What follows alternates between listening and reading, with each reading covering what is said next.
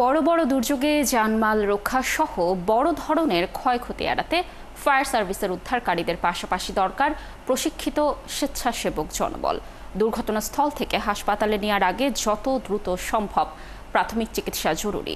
তাই প্রয়োজনে দুর্ঘটনাস্থলের আশেপাশেই করা যেতে পারে অস্থায়ী চিকিৎসা কেন্দ্র।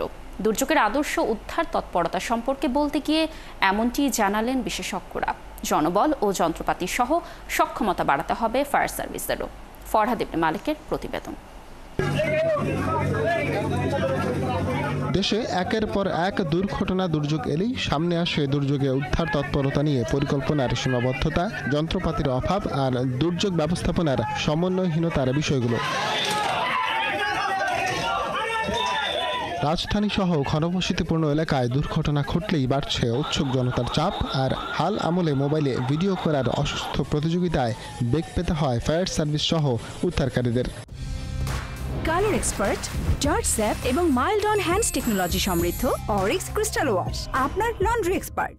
সাথে যানজট সহ পথের দুর্ভোগ ও প্রশিক্ষিত স্বেচ্ছাসেবকের অভাবেও দ্রুত উদ্ধার কার্যক্রম সম্ভব হয় না, অভিমত বিশ্লেষকদের।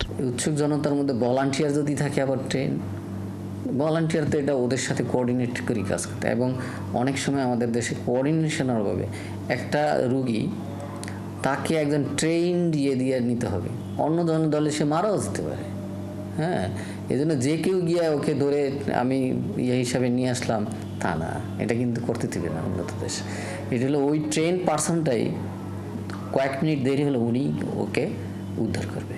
এখন আমি উদ্ধার করতে গেলাম, ট্রেনে হিসেবে বের করে আনলাম, আরও বেশি ক্ষতি করে ফেললাম। তো এই জন্য যারা যাবে তারা ট্রেন ভলান্টিয়ার হতে, উৎসুক জনতা এখানে ইনভলভ হওয়া ঠিক না। এটা কোনো দেশেই করে না, আমরা করি। আমাদের যেহেতু ওই লোকজনের অভাব, এই জন্য আমরা নিজেরা ভলান্টিয়ারি কাজ করি। সবচেয়ে বড় জিনিস হলো যে আমাদের ভলান্টিয়ার তৈরি করতে হবে, কারণ আমাদের জনগণের খালি ভিডিও করে না, তারাও কিন্তু ঝাঁপিয়ে পড়ে উদ্ধার করার চেষ্টা করে। খালি প্রশিক্ষণের প্রয়োজন। তো ভলান্টিয়ার হলে অটোমেটিক্যালি তাদেরকে প্রশিক্ষণ দেওয়া হবে এবং তাদেরকে কিভাবে উদ্ধার করতে হবে, কিভাবে ফায়ার ব্রিগেড গাড়ি আসলে সঙ্গে সঙ্গে রাস্তা ক্লিয়ার করতে হবে, কিভাবে মব কন্ট্রোল করবে, যে ওখানে যে যারা উদ্ধার কর্মী তাদেরকে সহায়তা করবে, তাদের যন্ত্রপাতি থেকে শুরু করে সেই হোজ লাইন থেকে শুরু করে তাদেরকে আগিয়ে দেওয়া, এই সহায়ক ভূমিকা দারুণভাবে কিন্তু তারা প্রভাবান্বিত করতে পারে। তারা যদি প্রশিক্ষিত না হয়, বরঞ্চ তারা আরো ভিড় জমিয়ে এই পুরো প্রসেসটাকে দেরি করে ফেলে।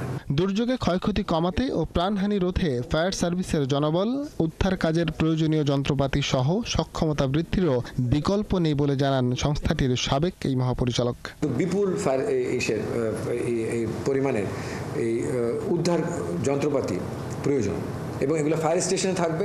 এটা খালি ফায়ার সার্ভিসের জন্য না, ওই এলাকার যে আরবান কমিউনিটি ভলান্টিয়ার যারা হচ্ছে, তারাও কিন্তু প্রত্যেক 3 থেকে 6 মাস পর পর সেই ফায়ার স্টেশনের সদস্য হিসাবে সেই স্টেশনে আসবে।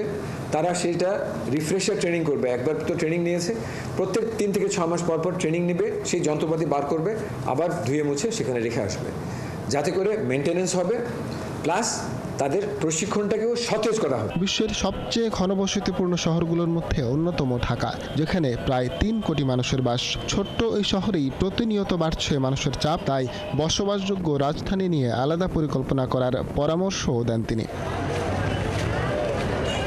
ফরহাদ ইবনে মালিক, ৭১, ঢাকা।